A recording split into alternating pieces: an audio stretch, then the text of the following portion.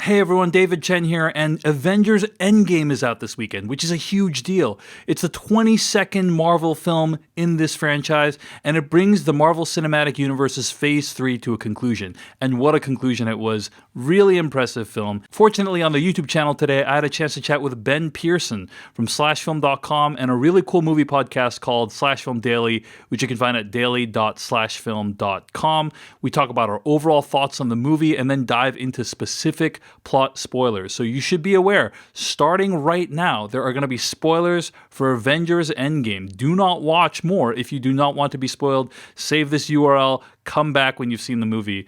But yep, that's what we're going to be talking about today. Really grateful to Ben for shooting this video with me, and hope you enjoy it. Thanks for watching, and hit like or subscribe if you want more content like this in the future. Here's my conversation with Ben Pearson about Avengers Endgame. Ben Pearson, thanks so much for joining me today. How are you doing? I'm doing great, Dave. How are you? I'm doing well and really excited to talk with you about Avengers Endgame. So, let's talk about overall thoughts on the film. As you're walking out of the theater, what was your reaction to the movie? And then let's dive into some details. Shock, really, that they managed to pull this off. This is such a gargantuan effort on pretty much every conceivable scale, and I frankly wasn't sure that they were going to be able to do it. And I was really shocked walking out of the theater. That was probably my biggest emotion was, well, I was crying also, but there were several emotions going on. But I think the primary one was probably just amazement and shock that they were able to actually pull this off in such a satisfying way. What was your first thoughts walking out? I was deeply moved as well. I was expecting to be moved, but they were just so good at pulling on those heartstrings in this movie, Yes. right? Like so many reunions of characters, so many like important character moments, and some character deaths that were just very powerful and like done well. I thought, in ways that honored the character. And this is a film that actually makes it worth it that we watched every single Marvel film leading up to this point. Like every single Marvel film, even Thor: The Dark World, right? Like, yes. This makes it worth the investment of watching Thor: The Dark World and every other movie until now. Like, if you paid attention, you are basically rewarded for all of your attention for all those films. Yeah, absolutely. I feel like it gets more impressive the more macro a view you take of the whole thing. Because, the further back you look at it, those faults in movies like Thor: The Dark World get fuzzier and fuzzier and a little bit further away, and you get this grand picture of the MCU as a whole, which, it's been said seemingly every time a Marvel movie performs really well at the box office, everybody's always impressed with how Kevin Feige was able to put this whole thing together. But this movie, the culmination of all of that, it feels like it's taken things to another level. Yeah, I definitely think it was a very satisfying conclusion to this whole phase or set of phases to the MCU. It was also a really good conclusion to Avengers Infinity War. Like, I didn't enjoy Avengers Infinity War as much when that movie first came out, and now watching this, it feels like, oh man, all that Thanos setup, all the stuff that happened in Infinity War pays off in such a big way in this film that it was a very satisfying conclusion, I thought, right? Yeah, totally.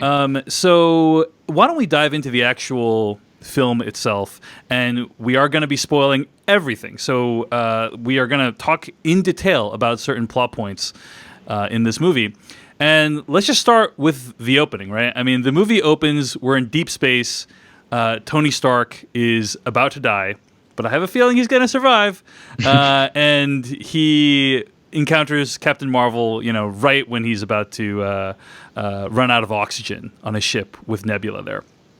And Captain Marvel brings him back to Earth, and they start hatching a plan to undo Thanos' big snap at the end of Avengers Infinity War.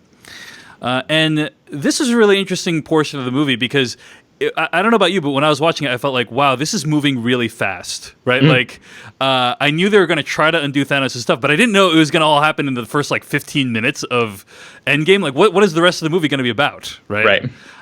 And so, yeah, I was, very excited, but also this can't, end the way I want it to end, right now in the first 15 minutes. Yeah, it's so great from a screenwriting perspective to speed through things so quickly and have them fail so drastically, because then you have the whole rest of the movie to sort of try to counteract that failure. Yeah. So they figure out that Thanos is kind of on this faraway planet. Like we learn which planet he's on at the end of Avengers Infinity War. He's just chilling there, right? And so they get there with the help of Captain Marvel, and then they kill Thanos right off the bat, right? Yeah. So you find out like, hey, like the Infinity Stones are destroyed, Thanos is dead, like right immediately at the beginning of the film, and it's like, wow, like that is a bold move. I thought. I don't know. Yeah. What was your reaction to that? Not too many beheadings so far in the MCU, so that was a surprise. Definitely certainly. up the beheading quota in the MCU. I agree. I mean, total shock. Like, I had no idea. I thought maybe they would imprison him. I mean, there are any number of ways that story could have gone, but it's so dramatically interesting to do it that way, because then you have Thor with this thing hanging over him for the whole rest of this movie. This action that he took, this revenge and the emptiness that he feels inside, and the entire rest of the team knowing that there's nothing they can do about it until Scott Lang shows up shortly afterwards. There's this kind of fade out or like out of focus kind of transition to 5 years later, right? And there were some like gasps in my audience when that happened. Yeah, like I think people weren't expecting that. What was your I had a feeling that like once Thanos' head is off, like it's probably gonna fast forward a little bit. That was my reaction. And then I caught kind of a glimpse in the trailer of like all the Avengers wearing like the super time travel. I didn't know they were time traveling suits at the time, but they look like futuristic. So I'm like, oh, this probably takes place like in the future. Yes. But 5 years later, man, big cut in time to happen. Any other thoughts on like kind of the killing of the Thanos before we move on to the next thing? I was writing in my notebook, just like taking notes about, I've got to remember all these different things. Like, I'm going to write a bunch of articles for slashfilm.com. I got to make sure I have all this information right. And I almost missed it because it was so fast. Thor is like, they're in the middle of a conversation. He's like delivering lines of dialogue, and Thor like interrupts him with the axe. So I'm glad I looked up when I did, because it only lasts for a second too. So I think one thing that really shocked me was the fact that in Avengers Infinity War, all the Avengers work so hard, like the Avengers and the Guardians of the Galaxy, whatever, work so hard to just subdue Thanos, that for them to have like subdued him immediately in this movie was like, wow, that was really quick. But then again, it's like, well, maybe this Thanos is not as driven, like he's not as like hardcore as previous Thanos, right? Yeah, and I think there's that, and also like the Infinity Stones at that point had been atomized or something. He said, which at that point he explains like they've been reduced to atoms, and my thought is like, oh, that means maybe they're in the quantum realm, and maybe Scott Lang will be able to, I don't know, get them in some way that way. But that ended up not being exactly how it went. But I thought that was an interesting choice of words for them to use, but like sort of like teasing at a potential path there. At the end of Avengers Infinity War, there's also this scene where Thor jumps in at the last second and takes the axe and like plunges it into Thanos' chest. And he says like, you should have gone for the head. And I just had a feeling that was going to pay off in this movie, but I didn't know it was going to pay off in the first like 10 minutes. Right. And so he references it at the beginning of this film that like, I went for the head, but it felt, as you said, Ben, very empty. So next phase of the movie, right? Cut forward 5 years in time. The world is trying to deal with the result. You have this scene of like this support group. One of the directors of the film is in the support group and talking about how difficult it is to overcome the world post-snap. And I thought this part, depicting this world was like, okay.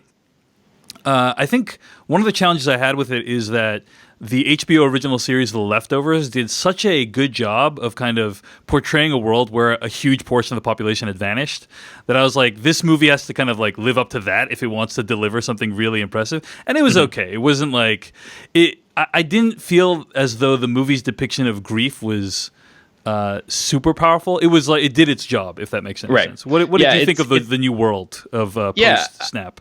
I think you're right. I think the grief and stuff was more focused and individualized. Yes. They were more concerned with how the individual characters dealt with that than the world at large. And that's something that I think most of the Marvel movies have done. You rarely get a sense of how the citizenry of the world is reacting to things, with maybe a couple exceptions throughout, with like the Sokovia Accords and things like that. You see a little bit of fallout from of certain big events, but for the most part, it's more internal, I think. Yeah.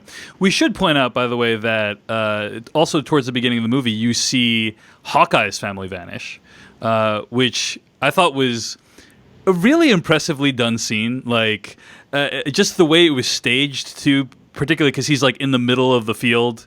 And so there's like nothing, like if he was in a house, it would be different, right? But he's in the middle of the field, and then just his entire family is just gone. Yeah. This makes all that work that Joss Whedon put into Hawkeye's family in Avengers Age of Ultron worth it. Right.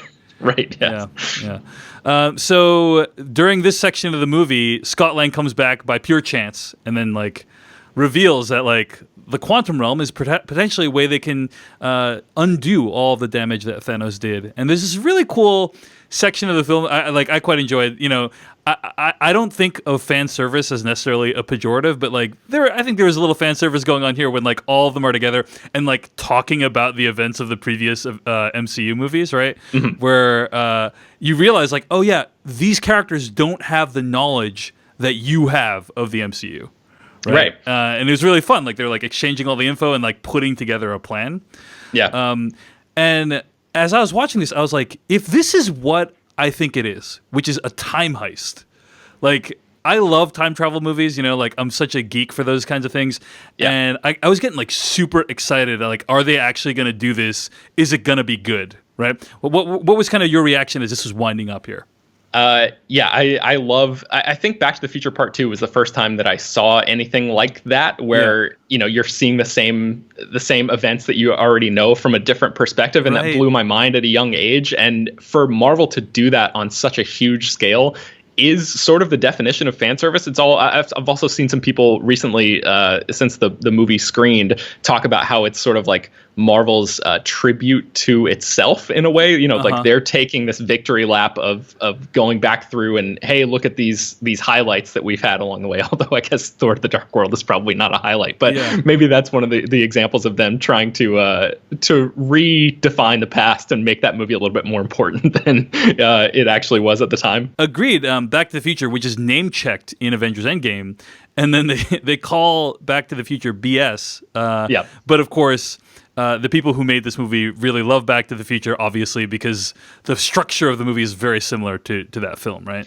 So, as a big time travel movie fan yourself, I think Thor, or maybe it's the Hulk, makes some comment about the nature of time travel. You know, like if one thing is a joke, the whole thing has to be a joke, or some line along those lines.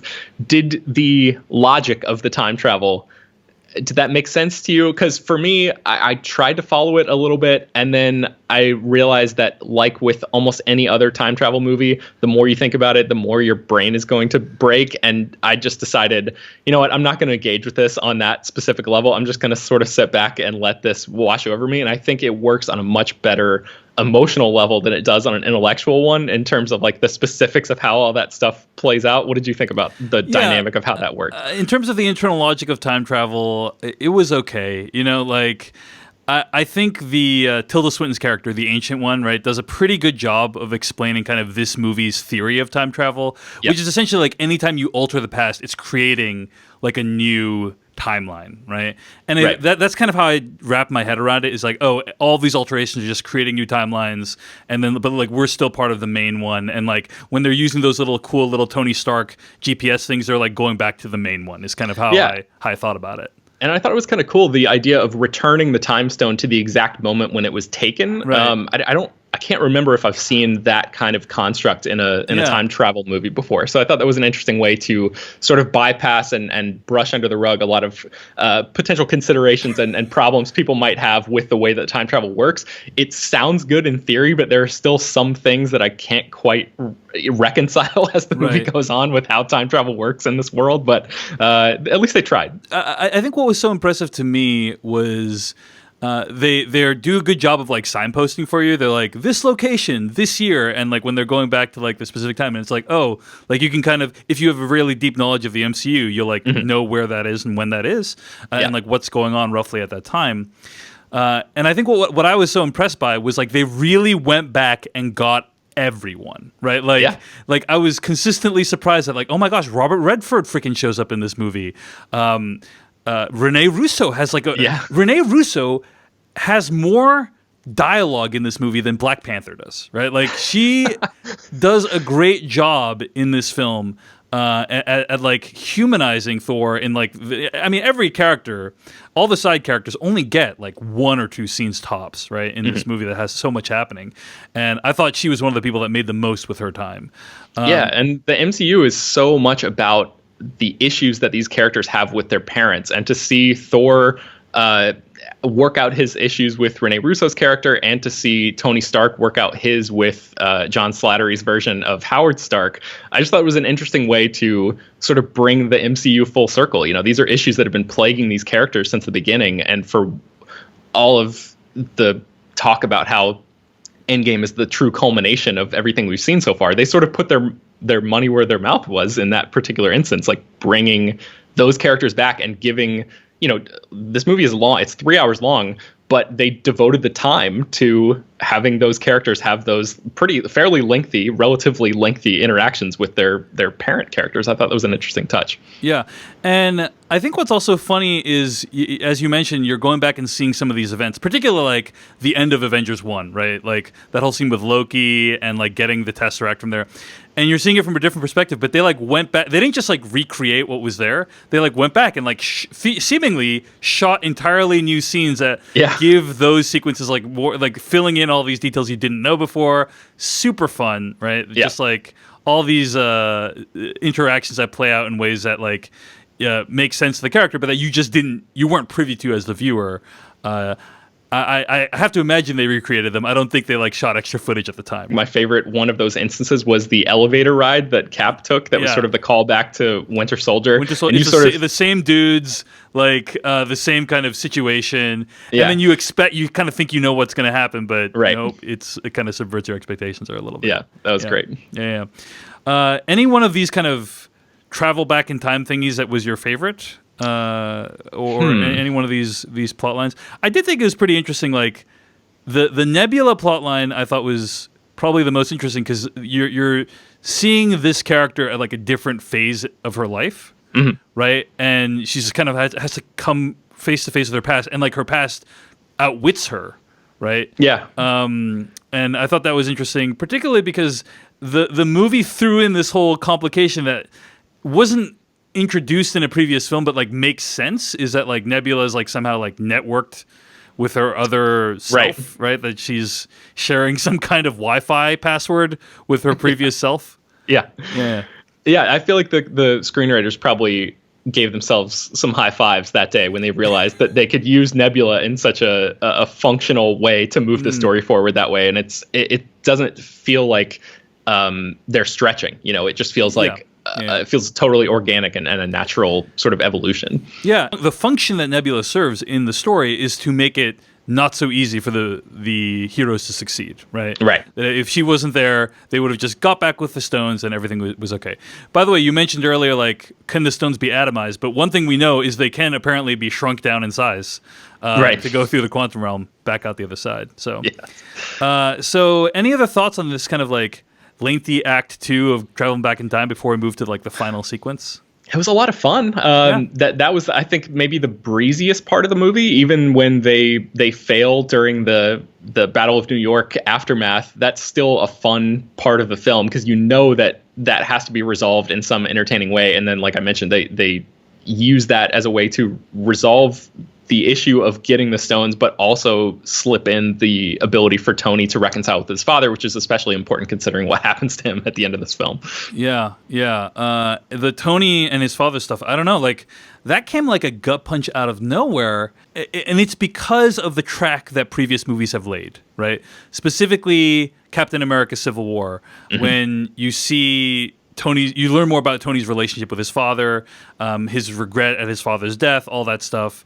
And all that stuff pays off in this movie, right? Yeah. That really got to me when he basically had another chance to say goodbye to his dad. And that's kind of a lot of what this movie is about, right? Is people using time travel as a chance to go back and kind of undo these terrible things that happened. But it's also like having a chance to have the interactions you always wanted to have, right? And that's like a very beautiful, profound thought, is like if you had the ability to do that, if you could go back in time and talk to someone who passed away, like what would you say, right? Yeah, Tony gets his Field of Dreams moment. Yeah, totally. So then we enter the end game of the film, which is they all go back. They get back to the upstate New York, right, with the stones, and I thought it was pretty interesting talking about like who would actually be the person to wield it. Also, apparently, they need like the power of a star to like forge the gauntlet. But like Tony Stark just has like one of those things like lying in his back pocket, right? He can just use the Iron Man. Like the Iron Man suit is basically magic at this point, right? It can, it's nanotechnology. Don't worry. It's nanotechnology. It can do anything. So they put the stones in the Iron Man gauntlet or what have you, and they decide Hulk does it first, right? Hulk is gonna do the snap, and I thought it was interesting. They're like, just undo the snap that Thanos did. Don't change anything else about the past, because that'll make it easier for us to tell future stories in the MCU, basically, right? yeah. Which, kind of awkward for people who like moved on with their lives and like married other people or whatever, had new kids. If like the old people just show up all of a sudden, sure, but whatever, not going to judge. Yeah, Slash Films' Peter Soretta was talking about, what if you were in a plane during the snap? Did you just reappear in midair, and then just like plummet to your death? Like, how does that work? Yeah, a lot of questions, and I mean, I think like the way they answer that question is like how Peter Parker, he describes like coming back from the snap, and like, and then I woke up and. It was like nothing had happened, like right. That, and so that was kind of the movie's way of explaining, but still a lot of unanswered questions there. Certainly. And then Nebula somehow figures out a way to pull Thanos' entire ship through the quantum realm and then into modern day New York. Like, yeah, a little unclear on exactly how that worked, but it was an impressive moment for Scott Lang to be staring out the window at chirping birds and like. In awe, being like, guys, I think it worked, and then have the building immediately blown up. So it was an effective moment, even if I'm not quite sure about the logic of how Nebula was able to do that.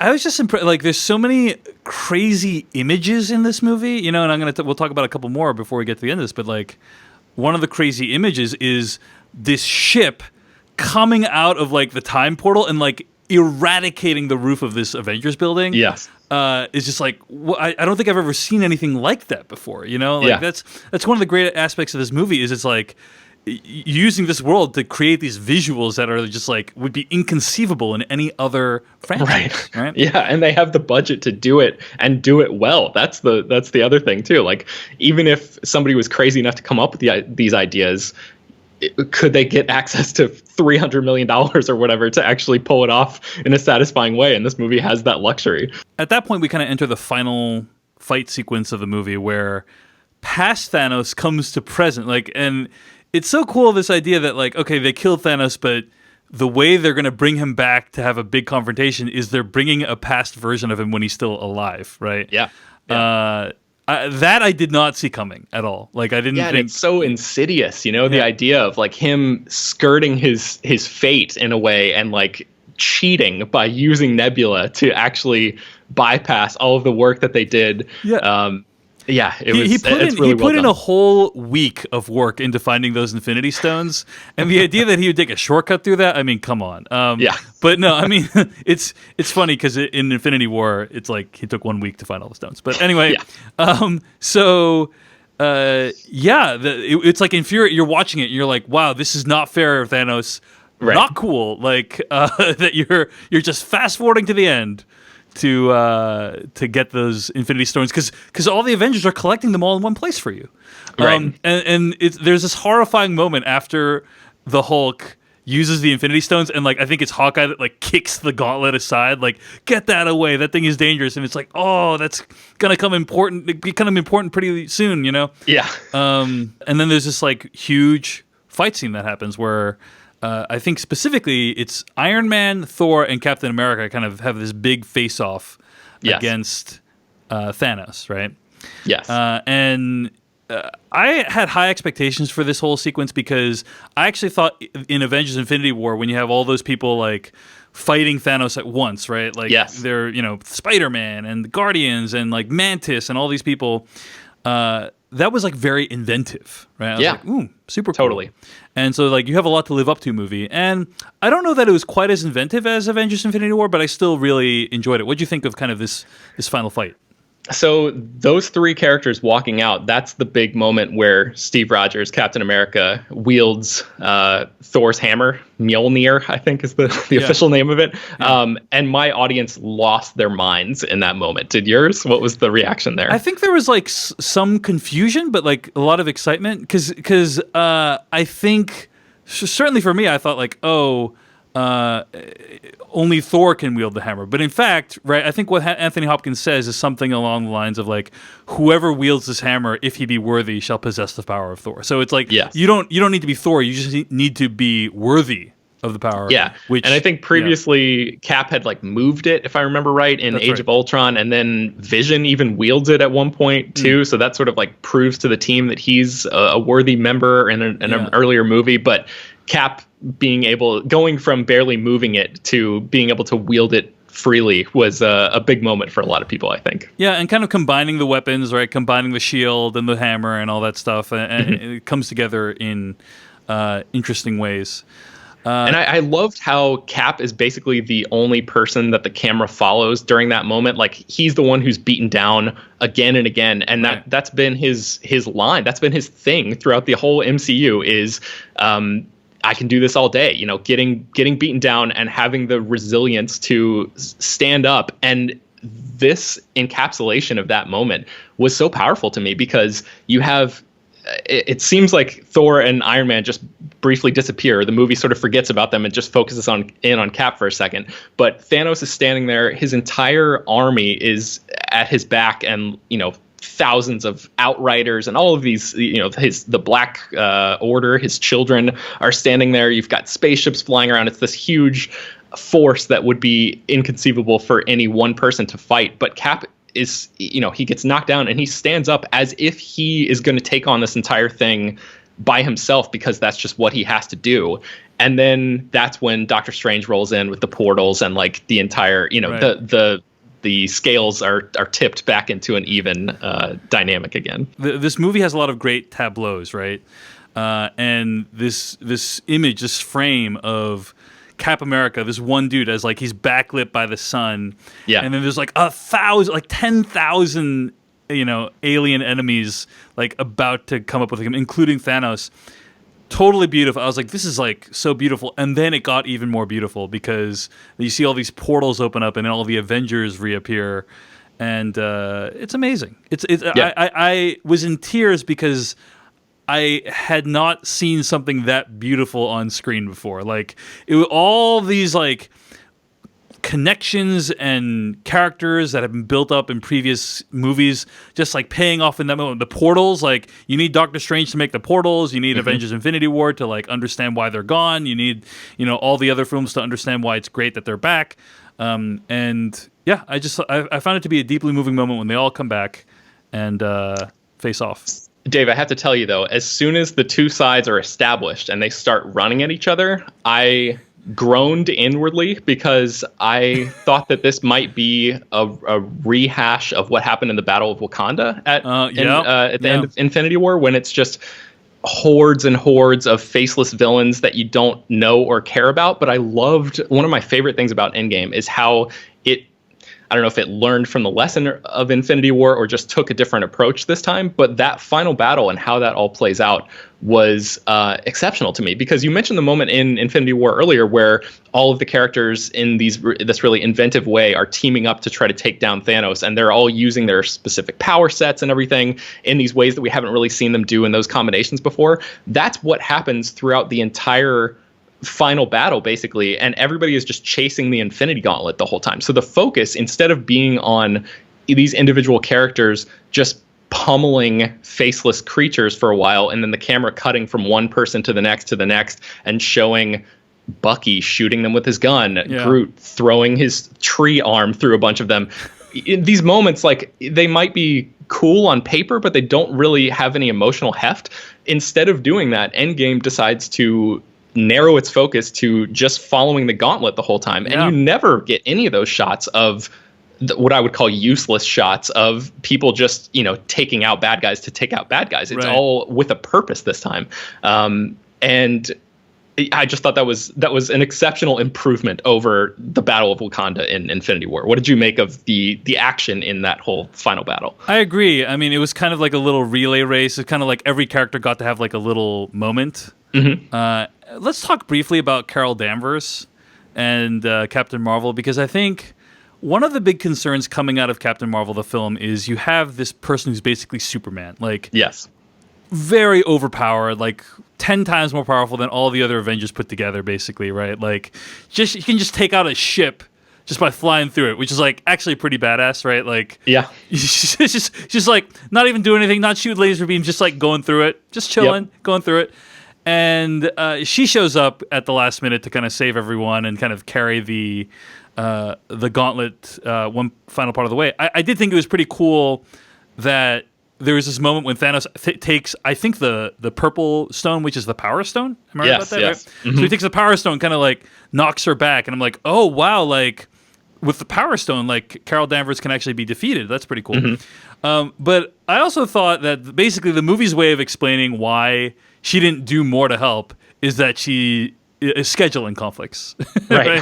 Like that's Which I feel like is going to be something that's difficult to uphold over several more phases of the Right. MCU. Like, as long as Carol is in there, that excuse is going to get really old really quickly, I think. Although the universe is a big place, so I guess it makes sense. It does seem convenient, I suppose.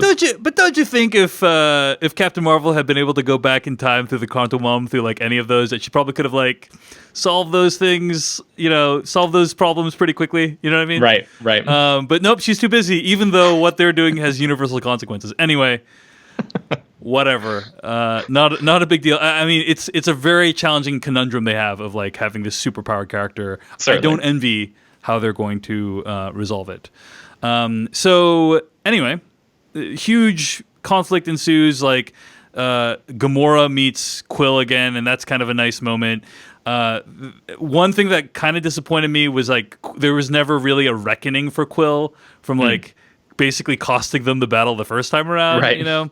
But I hope maybe that will come at some point. I don't know. I mean, I think This was their opportunity. This is their opportunity, and they decided to. They decided to like everything's okay again. Whatever. Tony Stark grabs the gauntlet and kind of, kills all of Thanos' army, and like in doing so, like I like that the movie set up like, oh, the radiation or the power of the gauntlet is like enough to kill a person, right? And Doctor Strange holds up that one finger right beforehand to like basically confirm to him, it's almost like Tony is like desperately looking to him, like, tell me that there's another way. And he's, from across the battlefield is just like, this is it. You have to, you have to do this. This is the only way. You got to step up. Right. Yeah. And yeah, I did think that was legitimately powerful. Seeing Thanos' army get dusted is like, oh yes. Yeah, that felt good. And the Peter Parker of it all, like him quickly reuniting with Tony, which was like a moment that drew tears to my eyes, because Peter getting dusted in Infinity War also drew tears to my eyes. So that reunion, which is so important for those two characters, as we saw earlier in the movie, where Tony is like, he has that picture of Peter. He knows that, that's weighing heavily on his soul. To see those two reunite, and then so quickly for Tony to snap his fingers, and then Peter to be right there at his side and basically lose him again, was just heartbreaking, man. It's tough loss. I think the Peter-Tony relationship has been one of the great delights of the MCU, right? These characters are characters that it is logical for them to get along. They're both like super smart characters. The setup, I think it was in Civil War they were first introduced to each other, and kind of bonding, and like Tony kind of taking him under his wing. That all kind of made sense to me. It felt very organic, and then for it to like pay off in this way and conclude in this way, I thought was very, very touching. And of course, Tom Holland does a great job with not that much to work with in last movie, Infinity War, and this movie. Certainly, yeah. So. Go ahead. The end of the movie is just emotional moment after emotional moment. It's the final countdown. These characters are are reacting to Tony's loss. Like, you've got the funeral scene, you've got Peggy and Steve, which is sort of the end of the movie. You've got old Cap handing over the shield to Sam Wilson, aka Falcon, which was like a really touching moment for me. Unexpectedly, I wasn't expected to be as moved by that, but there's that moment where, you know, Sam gets the shield and he says, "I'll do my best," and Cap says, "I know, that's why it's yours." And like, that just, it hit me, man. Like, these characters who are like paragons of goodness. I don't know, maybe it's just the world that we're living in right now, but just seeing the aspirational characters like that on screen, it's really powerful to see. Yeah, I completely agree. The stuff with Cap was very touching. Just this whole idea that he lived an entire lifetime in 5 seconds, right? And that it was beautiful, as he says, and that like he finally got a chance to rest after all this time. Now, I don't know about all the stuff that led up to that. Like, he goes back in with the 5 Infinity Stones, right? Or is it 5 or 6? It's like 6 Infinity Stones. 6, I think. Yeah, 6. Yeah, and it's like, well, how did that all play out? Like, what happens when he went back to Vormir? Right. You know, right. like. Yeah, when he's returning them, I was very curious about that, and the movie has no interest in answering those questions whatsoever. Because also, like, he could theoretically go back to a point where Loki hadn't, you know, because Loki gets the Tesseract at one point and he disappears in this movie, and that seems like a big deal that the movie just isn't interested in. And it's, of course, leading into the Disney Plus show that Loki is going to be on, and where he's like able to bounce through time and do stuff like that. So it's a setup for a separate story. But it seems like if Cap had the ability, he could have just tweaked his return time a little bit and, you know, gone back and returned the stone at a point where that wouldn't have happened. I don't know. But I guess presumably he went back and like returned the Tesseract to like the 1970s time period, right? Yeah, and then in the future of that timeline, then Loki vanishes with it, I guess, right? Right. Yeah. And then on Vormir, he goes there and Red Skull is just like, "Oh, thanks. I will now." What does Red Skull do after somebody has taken the Soul Stone anyway? Like, if he's just I don't chill, know, because he has nothing to do at that point. He can't even be a guide. Right. Yeah, and it's gone. So there's. I guess he just is a human signpost that says "sorry, too late." Basically, like, he's banished to be. He can't even be a guide. He's just banished to kind of be doing nothing. The characters at the funeral. Did you recognize the kid in the back right as the camera is sort of floating past? There's a lot of questions about like who is that kid. Yeah. Apparently, it's Ty Simpkins, who plays the kid character in Iron Man 3. Yes. Right. That was I had no idea. I was like, I couldn't tell you who this kid is. But the idea of them using that 5-year time jump, I think, threw me off a little bit. But right. And I did like that when they put the kind of little, this proves Tony Stark has a heart. That's from like Iron Man 1, I think. The end of that, or maybe Iron Man 2. Iron Man 2, like one of the, like a long time ago. So just like callbacks all the way to the end there. Yep. And I mean, I think that's like most of the movie. We've only just scratched the surface of it, but that is thoughts on Avengers Endgame. You know, sort of still being in the glow of it and still thinking about it a couple days later, I'm just mostly impressed with it still, and just very happy that they were able to pull it off, because it's so satisfying. It's such a satisfying movie. So it's an incredible cinematic achievement, like nothing like it has ever been attempted before. And if it has been, it has succeeded in the way that this has. Yeah. Who knows if anything ever in the future will ever be like this. Yeah, that was the other thing that my wife and I were talking about. Like, good luck to any future team up movie ever again. Like, trying, because, it's easy for the individual movies to compress their scope and go back down to smaller storytelling, and that will make sense for these individual characters. But whatever the next iteration of the Avengers is, like, good. Best of luck to you. Ben, we are really lucky to have been alive during this time, to be able to go and see each one of these movies in theaters, and to be able to see it wrap up, and to watch it along with the rest of the country this weekend, and also to be able to talk to people, which we're doing right now, to thousands of people about this movie. So I feel very fortunate to have seen it. I think it was great, awesome wrap up, made the entire journey worth it. And I have a lot of gratitude toward this franchise right now. So I think with that, we can wrap it up. Ben, where can people find more of your work on the internet? You can find me writing at slashfilm.com. You can hear me on a podcast called Slash Film Daily that we do. It's movie news and all of that stuff on a daily basis. And Dave, thanks very much for having me, man. I appreciate it. Great to have you on. If you enjoyed this video, hit subscribe or like, hit the bell icon. I'll be trying to make a couple videos per month. Thanks for watching. See you in the next one.